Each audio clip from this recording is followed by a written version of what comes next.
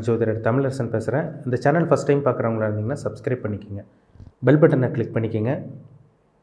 ஆளுங்கிற ஆப்ஷன் இருக்கும், அதையும் சூஸ் பண்ணிக்கோங்க. அப்போ தான் நாங்கள் போடுற பதிவுகள் எல்லாமே உங்களை வந்து சேரும். இன்றைக்கி நம்ம இந்த பதிவில் பார்க்க போகிற தலைப்பு மகர ராசி.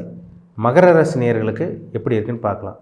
ஏன்னா உங்கள் ராசிக்கு வந்து பாருங்கள், 3ஆம் இடத்துல ராகு இருக்கார். நான் அதை வந்து பார்த்திங்கன்னா 3ஆம் இடத்துல ராகு இருக்கார், 9ல் வந்து கேது பகவான் இருக்கார்.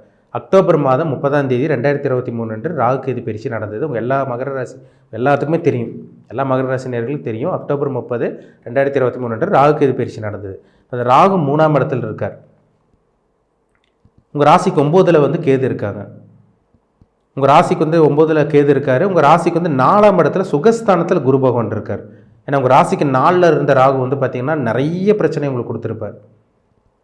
மன ரீதியான பாதிப்பு, மெயினாக உடல் பிரச்சனைங்க. மனசு உங்களுக்கு சரியில்லாமல் இருந்திருக்கும், உடம்பு சரியில்லாமல் போயிருந்திருக்கும், ஒரு நிம்மதி இல்லாமல், தூக்கம் இல்லாமல் கடுமையான பாதிக்கப்பட்டிருந்தாங்க மகர ராசி நேயர்கள். திருவோண நட்சத்திரம், உத்திராட நட்சத்திரம், அவிட்ட நட்சத்திரக்காரங்களாம் சொல்லவே வேண்டாம்.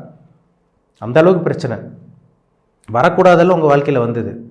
உடம்புல எதுவும் குடைச்சல் கொடுத்துட்டே இருக்குதுங்க சார், வியாதி என்னமோ இருக்குது, வியாதி வந்த மாதிரியே இருக்குன்னு போய் டாக்டர்கிட்ட போய் பார்த்தா டாக்டர் ஒன்றும் இல்லைங்கிறாங்க. ஆனால் உடம்புல ஏதோ எங்களுக்கு பண்ணிகிட்டே இருக்குது, எங்களுக்கு என்ன நடக்குதுன்னு எங்களுக்கு சுற்றி என்ன நடக்குது எங்களுக்கே தெரியலைங்கிற மாதிரி கடந்த காலமெல்லாம் நீங்கள் சொன்னீங்க.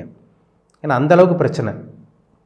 ஒரு சில பேருக்கு மன ரீதியான பாதிப்பு, கடன் தொல்லையில் அவதிப்பட்டீங்க, குடும்பத்தை காப்பாற்ற முடியாமல் இருந்தீங்க, நிறைய போராட்டினீங்க. போராட்டம் மேலே போராட்டமாக தான் உங்கள் வாழ்க்கை போயிட்டு இருந்தது. எந்த ஒரு நல்லதும் உங்கள் வாழ்க்கையில் நடக்க கிடையாது. பொதுவே மகர ராசி வந்து பாருங்கள், காலப்புருஷ தத்துவப்படி 10ஆம் ராசி மகர ராசி.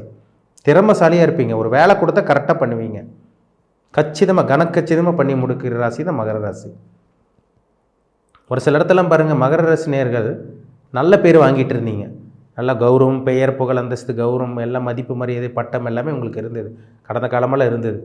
ஆனால் எல்லாமே இழந்துட்டீங்க. அதுக்கப்புறம் கிடச்ச வாழ்க்கை எல்லாமே பறிபோச்சுன்னு சொல்லலாம். என்னென்னலாம் நீங்கள் அனுபவிச்சிங்களோ அது எல்லாமே சனி பகவான் அந்த சனி பகவான் உங்களுக்கு பிரச்சனை கொடுத்துட்டாருன்னு அர்த்தம். என்னென்னலாம் உங்களுக்கு கிடச்சதோ அது எல்லாமே உங்கள் லைஃப்பில் விட்டு போச்சு. 2020, 21, 22 கடுமையான பாதிப்புங்க. பணப்பிரச்சனை இருந்தது, பொருள் பிரச்சனை இருந்தது, உங்கள் பிடிச்சவங்க உங்கள் விட்டு விலகி போனாங்க, உங்கள் நண்பர்கள் உங்களை ஏமாற்றினாங்க, கூட பழகினவங்க நம்பிக்கிறவங்க செஞ்சாங்க. நீங்கள் யாரை வந்து வளர்த்தி விட்டீங்களோ, யார் வளர்றதுக்கு காரணமாக இருந்தீங்களோ அவங்களே உங்களுக்கு உதவி செய்யலை, உங்களை மதிக்க கிடையாது. உங்களை பார்த்தாலே உங்களுக்கு ஒரு சில பேர் உங்களை பார்த்தாலே எஸ்கேப் ஆனவங்க தான் அதிகம், உங்களை விட்டு விலகினவங்க தான் ஜாஸ்தி. இப்போ 2023 ஒரு சில பேர்த்துக்கு பணப்பிரச்சனை. ஏன்னா ராசிக்கு 2ல் சனி இருக்கார்ல, குடும்ப சனின்னு சொல்லுவாங்க. அதாவது பாதசனி, 7ரை சனியோட கடைசி பகுதியில் இருக்கிறனால பாதசனின்னு சொல்லுவாங்க. ஆனால் இதுக்கு முன்னாடி நடந்த பாதிப்பு நிச்சயமாக மகர ராசி நேயர்களுக்கு இனி வரப்போகிறது கிடையாதுங்க. அதனால் அதை பற்றி நீங்கள் கவலைப்பட வேண்டாம். நான் உங்களுக்கு நிறைய பதிவுகள் உங்களுக்கு சொல்லியிருப்பேன். ஏன் நான் திருப்பி சொல்கிறேன்னா, விரைசனி வந்து விரயத்தை கொடுப்பார், ஜென்மசனி வந்து மன அழுத்தத்தை கொடுக்கும், பாதசனி வந்து குடும்பத்தில் பிரச்சனையும் பணப்பிரச்சனையும் பேசுகிற பேச்சில் பிரச்சனையும் கொடுக்கும். இதுதான் உங்களுக்கு இப்போ நடந்துகிட்டு இருக்குது. அதாவது குடும்ப பிரச்சனை போயிட்டு இருக்குது, கணவன் மனைவிகள் அண்டர்ஸ்டாண்டிங் கிடையாது, கணவன் மனைவிகள் ஒற்றுமை கிடையாமல் இருக்கீங்க, ஒரு மன ரீதியான பாதிப்பில் இருக்கீங்க, ஒரு நிம்மதியே கிடையாது குடும்பத்தில். குடும்பத்தில் வந்து பார்க்குறீங்கன்னா, வீட்டுக்கு போகிறீங்க, வேலை செய்கிறீங்க, வீட்டுக்கு போகிறீங்க, சொந்த தொழில் பண்ணுறீங்க, வீட்டுக்கு போகிறீங்க, சாப்பிட்றீங்க, தூங்குறீங்க, தவிர ஒரு நிம்மதி கிடையாது. ஒரு சில பேர் தூக்கமே கிடையாது. சொல்லப்போனால் இந்த காலகட்டங்களில் பணப்பிரச்சனையால் தூக்கம் கிடையாது. இந்த மாதம் எப்போ வருமோ, கடங்காரங்க எப்போ வீட்டுக்கு முன்னாடி வந்து நிற்பாங்களோ, வட்டி கட்டணுமோ, அந்த மாதிரி ஒரு மனசில் அந்த மாதிரி ஒரு மைண்டு தான் உங்கள் வாழ்க்கையில் போயிட்டுருக்கு. அந்த மாதிரி ஒரு வாழ்க்கை தான் போயிட்டுருக்கு. அந்த மாதிரி எண்ணங்கள் தான் உங்கள் வாழ்க்கையில் ஓடிட்டுருக்கு. அப்படியே ஒரு நிம்மதி கிடையாதுங்க. ஒரு மன ரீதியான பாதிப்பில், ஒரு பொருள் இல்லாமல், ஒரு பணம் இல்லாமல், ஒரு விரக்தியான ஒரு மனப்பான்மையோடு தான் வாழ்ந்துட்டுருக்கீங்க. இது எல்லாமே இந்த வருஷம் மாறும். மெயினாக வந்து மகர ராசி நேயர்கள் என்ன பணப்பிரச்சனையில் இருக்கீங்க. இப்போது நண்பர்கள் உங்களை ஏமாற்றிட்டாங்க, கூட பழகினவங்க ஏமாற்றிட்டாங்க, வீட்டில் வந்து ஒருத்தருக்கு வந்து பார்த்திங்கன்னா குடும்ப பிரச்சனை, கணவன் மனைவிகளை சுத்தமாக அண்டர்ஸ்டாண்டிங் இல்லை, வாழ்வா சாவாங்கிற மாதிரி போயிட்டுருக்கு. இந்த மாதிரிலாம் போயிட்டுருக்குங்க உங்களுக்கு. ஆனால் நீங்கள் மனசு விட்டுட்டிங்கன்னா உங்கள் வாழ்க்கை முடிஞ்சுது, அவ்வளோதான். மனசை விடாமல் இருங்க, மனசை விடக்கூடாது. ஒரு மனுஷனுக்கு தேவை மனதைரியம் தான். நீங்கள் மனசு விட்டுட்டிங்கன்னா உங்களால் அடுத்து நீங்கள் மறுபடியும் மீண்டெழுந்து வர்றதுக்கு ரொம்ப நேரம் மாறும், ரொம்ப சிரமமாக போயிடும். அதனால் மனசை மட்டும் விட்டுறக்கூடாது. உங்களுக்கு வந்து இந்த குரு பகவான் வந்து பார்த்திங்கன்னா 5ஆம் இடத்துல இருக்க குரு பகவான் உங்களுக்கு வந்து பாருங்கள் 5ஆம் இடத்துக்கு வரப்போகிறாரு. மே மாதம் 1ஆம் தேதி உங்களுக்கு 3ஆம் இடத்துலையும் ராகு இருக்கார். இந்த ராகு வந்து ஒரு நல்ல ஒரு ராகுங்க உங்களுக்கு, சரிங்களா? அதனால் வந்து மனதைரியத்தை கொண்டு வாங்க, தைரியத்தை கொண்டு வாங்க, ஒரு உத்வேகத்தோடு செயல்பட போகிறீங்க, தைரியத்தை கொண்டு வந்துடுங்க, சரிங்களா? ஏன்னா கடவுளோட ஆசீர்வாதம் இனிமேல் தான் உங்களுக்கு கிடைக்க போகுது. ஏன்னா 7.5 சனி கடைசி பகுதியில் இருக்கீங்க. சனி பகவான் உங்களை விட்டு விலகவும் போகிறாரு. அடுத்த வருஷம் 2025 பாருங்கள் கம்ப்ளீட்டாக விலகிரும். இந்த மே மாதம் 1ஆம் தேதி பாருங்கள் குரு பயிற்சி. அந்த குரு தான் உங்களை காப்பாற்ற போகிறார். விடிவு காலம் பிறந்துருச்சுன்னு சொல்லிடலாம், விடிவு காலம் பிறக்க போகுதுன்னே சொல்லிடலாம். சரிங்களா? விடிவு காலம் பிறக்க போச்சுன்னா என்னது? பிரச்சனை விட்டு விலகி உங்களுக்கு நல்லது பிறக்க போகுதுன்னு அர்த்தம், நல்லது நடக்க போகுதுன்னு அர்த்தம். உங்களுக்கு நல்லது நடக்கும், அதில் எந்த விதமான சந்தேகமும் கிடையாது. இந்த மே 1ஆம் தேதிக்கு அப்புறம் பாருங்கள், இந்த 5வது மாதம் ஜனவரி கஷ்டப்பட்டீங்க, பிப்ரவரி கஷ்டப்பட்டீங்க, இந்த மார்ச் மாதம் ஓரளவு கொஞ்சம் நல்லாயிருக்கும். ஏன்னா இப்போ உங்கள் ராசிக்கு வந்து பாருங்கள், ராசிக்கு 2ஆம் இடத்துல சனி இருக்கார். அங்கே சுக்கிரன் வந்து இந்த மாதம் மார்ச் ஆரம்ப பகுதி இந்த முதல் வாரமில் சுக்கிரன் வந்து சேர்ந்துருவார். அதுக்கப்புறம் வந்து பாருங்கள் ஏப்ரல் இருக்குது, அதுக்கப்புறம் மே மாதம் வரப்போகுது. இந்த மார்ச் மாதம் இருந்தே பாருங்கள், இந்த மார்ச் மாதம் 8ஆம் தேதி, இந்த 8ஆம் தேதியில் 10ஆம் தேதிக்கு அப்புறமே பாருங்கள் ஒரு சில நல்ல விஷயங்கள் உங்கள் வாழ்க்கையில் நடக்கும். இருட்டுக்குள் இருக்கவங்க ஒரு வெளிச்சம் கிடைக்கும். இப்போ ஒரு வீட்டுக்குள்ளே வந்து பார்த்தீங்கன்னா எல்லா லைட்டும் ஆஃப் பண்ணி ஒரு நடுவில் ஒருத்தர் உட்கார வச்சு எப்படி இருக்கும், அந்த மாதிரி ஒரு வாழ்க்கை தானே வாழ்ந்தீங்க. இருட்டுக்குள்ளே இருந்தீங்க, அந்த வெளிச்சம் உங்கள் மேலே பட கிடையாது. லைட்டெல்லாம் போட்டால் தானே உங்கள் மேலே வெளிச்சம் போடும். அந்த வெளிச்சம் இல்லை, யாரும் உங்களுக்கு உதவி செய்ய ஆள் இல்லை, யாரும் உங்களுக்கு உதவி செய்ய கிடையாது. உங்கள் சுற்றி இருக்கிறவங்க, உங்கள் சொந்தக்காரங்க, நண்பர்கள் எல்லாமே உங்களுக்கு துரோகம் தான் செஞ்சாங்க, யாரும் நல்லது பண்ண கிடையாது. ஆனால் இனிமேல் எல்லாமே மாறுங்க, நிலைமை எல்லாமே தலைகீழாக மாறும், வாழ்க்கை மாறப்போகுது. இது எல்லாமே இந்த குரு பகவானால் நடக்க போகுது. சரிங்களா? இனிமேல் யார் கூட பழகணும், யார் கூட பழகக்கூடாது, வாழ்க்கைக்கு வந்து தேவையான விஷயங்கள் என்னென்ன, எல்லாமே நீங்கள் வாழ்க்கைக்கு தேவையான விஷயங்கள் என்னென்ன எல்லாமே உங்களுக்கு அந்த அனுபவங்கள் உங்களுக்கு கிடைக்க போகுது இந்த காலகட்டங்கள். சரிங்களா?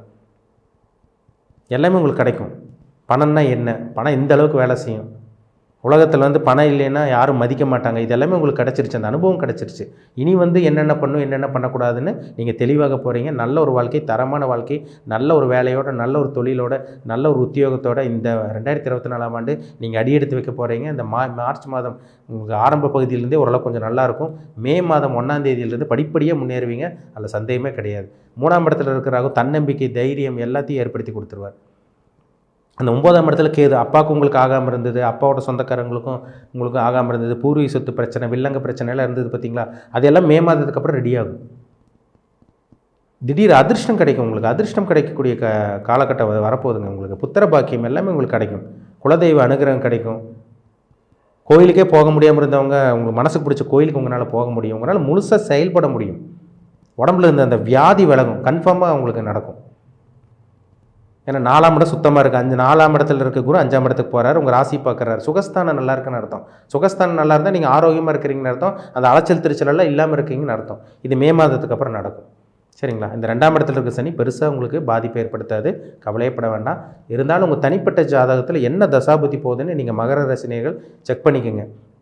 திருவோண நட்சத்திரம், உத்திராட நட்சத்திரம், அவிட்ட நட்சத்திரம், இந்த 3 நட்சத்திரத்தில் என்ன பாதத்தில் பிறந்திருக்கீங்க, உங்கள் வயசு என்ன, வயசுக்கு தகுந்த மாதிரி பலன்கள் நடக்கும். 30 வயசுக்குள்ளே இருக்கீங்களா, உங்களுக்கு கல்யாணம் நடக்கணும்னா உங்கள் ஜாதகத்தை பாருங்கள், என்ன தசாபுத்தி போகுதுன்னு பாருங்கள். 30 வயசுக்கு மேலே இருக்கீங்களா, உங்களுக்கு என்ன பிஸ்னஸ் பண்ணணுமா, ஒரு சில பேர் 25லே பண்ணுறாங்க, பிஸ்னஸ் ஆரம்பிக்கிறாங்க. ஒரு சில பேர் 35 வயசுக்கு அப்புறம் ஆரம்பிக்கிறீங்க. என்ன பிஸ்னஸ் பண்ணிகிட்டு இருக்கீங்க, அது உங்களுக்கு செட் ஆகுமா, செட் ஆகாதா, சொந்த தொழில் ஜெயிப்பீங்களா, இல்லை வந்து தோற்று போகிற நிலைமை வருமா, நீங்கள் பண்ணிகிட்டு இருக்க தொழில் கரெக்டாக தப்பா, இல்லை வேலைக்கு தான் போகணுமா, திருமண பாக்கியம், புத்திர பாக்கியம், இதெல்லாம் உங்களுக்கு எப்போ அமையும், உங்கள் வாழ்க்கைக்கு தேவையான அனைத்து விதமான விஷயங்களும் உங்களுக்கு எந்தெந்த காலகட்டங்களில் உங்களுக்கு கிடைக்கும், யோகங்கள் அனுபவிப்பீங்களா, யோகத்தை அனுபவிக்க முடியாதா, இதெல்லாமே நம்ம லக்னம், லக்னாதிபதியோட நிலைமை, ராசிநாதனோட நிலைமை, சனியோட நிலைமை, நடக்கக்கூடிய தசாபுத்தியோட நிலைமை, இதெல்லாம் பார்த்தா தான் நம்ம 100% துல்லியமாக சொல்ல முடியும்.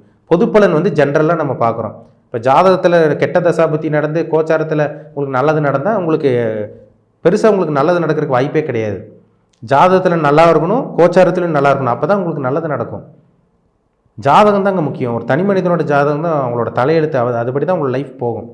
ஜாதகம் தான் ஒரு தனி மனிதனுடைய வாழ்க்கையை தீர்மானிக்கிறது. ஜாதகம்னா நவகிரகங்கள் ஒரு மனுஷனோட, ஒரு தனி மனிதனோட வாழ்க்கையை தீர்மானிக்குது. அந்த நவகிரகங்கள் உங்களுக்கு சாதகமாக இருக்கா பாதகமாக இருக்கான்னு பாருங்கள். என்ன கிரகத்தோட தாக்கத்தில் இருக்கீங்க, என்ன கிரகங்கள் உங்களை வழி நடத்திட்டு இருக்கு, என்ன கிரகங்கள் உங்களை இயக்கிட்டு இருக்காங்க, ஆட்டி படைச்சிட்டு இருக்காங்க, இதெல்லாம் பார்த்தா தான் நம்ம 100% நம்ம துல்லியமாக சொல்ல முடியும். சரிங்களா? அப்போ உங்கள் ஜாதகம் பார்க்க விருப்பப்பட்டிங்கன்னா கீழே இருக்க வாட்ஸ்அப் நம்பருக்கு உங்கள் ஜாதகத்தை அனுப்பிச்சுடுங்க, அப்பாயின்மெண்ட் வாங்கிக்கோங்க. உங்கள் ஜாதகம் பார்த்து நம்ம டீப்பாக தெளிவாக நம்ம துல்லியமாக பார்த்து தெரிஞ்சுக்கலாம். இனிமேல் நீங்கள் என்ன பண்ணலாம், என்ன பண்ணக்கூடாது, உங்கள் லைஃப் எப்படி இருக்கும், அடுத்த கட்டத்துக்கு போவீங்களா மாட்டிங்களா, உங்கள் தலையெழுத்து எப்படி இருக்குது, உங்கள் விதி எப்படி இருக்குது, எல்லாமே நம்ம A to Z நம்ம பார்த்து தெரிஞ்சுக்கலாம். சரிங்களா?